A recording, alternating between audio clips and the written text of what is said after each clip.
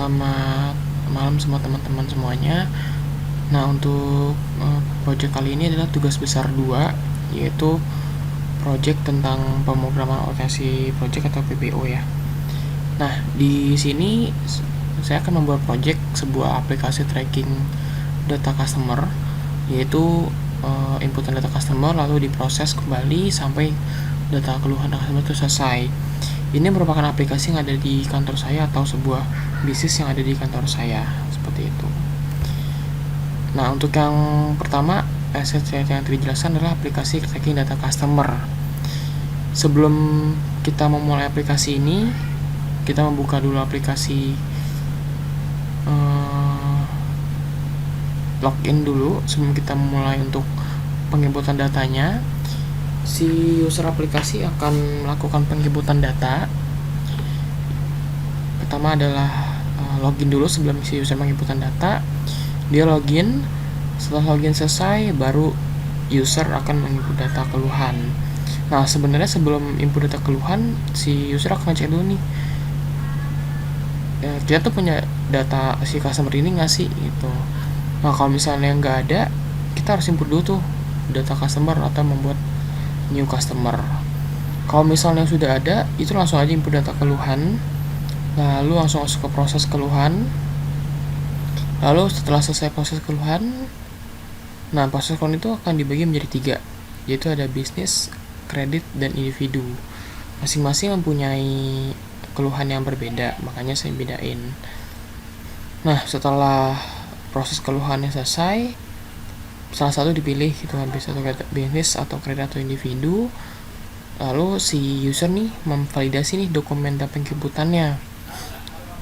Nah, jika dokumen itu dan penginputan lengkap, dia akan masuk ke menu selanjutnya.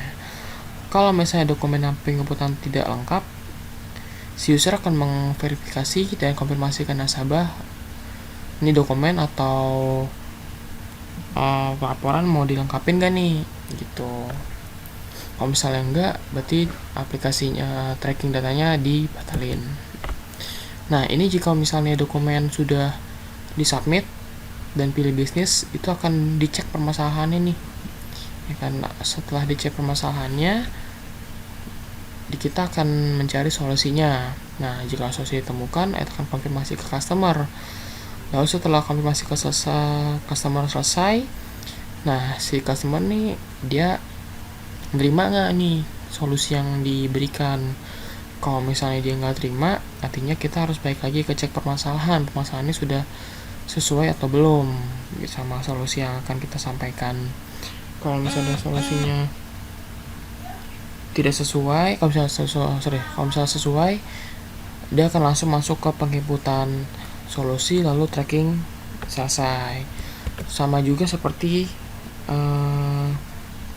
kredit gitu kan. Kredit itu sama, yang pertama dokumen selesai lalu kredit, pilih kredit. Nah, kredit juga dibedain nih, ada 3 jenis, ada kendaraan, rumah, dan modal kerja. Setelah 3-tiganya atau salah satu diinput, itu masuk ke cek permasalahan. Setelah cek permasalahan selesai, masuk ke solusi. Jika solusi ditemukan, konfirmasi ke customer. Jika solusi diterima, ia akan masuk ke penginputan solusi lalu tracking selesai. Tapi kalau misalnya jika solusi tidak diterima, user akan mencari solusi yang lain atau mengecek permasalahannya lagi. Sama juga seperti individu. Individu lebih ke seperti sama bisnis. Individu cek permasalahan, solusi ditemukan, konfirmasi ke customer, solusi diterima. Jika solusi diterima, ia masuk ke cek permasalahan lagi, lalu masuk ke solusi ditemukan lagi, konfirmasi ke customer lagi. Kalau misalnya solusi diterima, lalu penginputan solusi lalu tracking selesai.